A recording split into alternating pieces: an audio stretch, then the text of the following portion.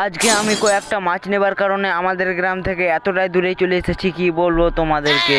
সকাল 10টা নাগাদ আমি বাড়ি থেকে বেরিয়ে পড়েছি একটি গ্রামে মাছ ধরছে, আর সেই গ্রামে যাব এবং কিছু মাছ নেব।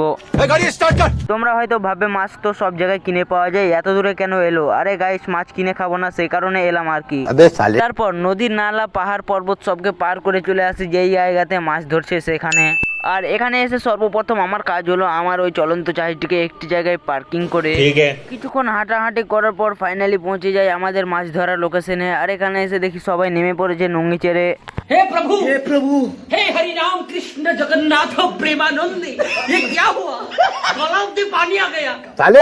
যেহেতু আমি অনেক লেট করে এসেছি সেই জন্যই আমার মনে ডাউট ছিল যে আমি আজকে পাবো কি পাবো না, সেই জন্যই চলে আসি আমাদের নানির বাড়ি। আর এখানে হাওয়া চালু করে না, ফ্যান চালু করে হাওয়ার নিচে উল্টে পড়লাম।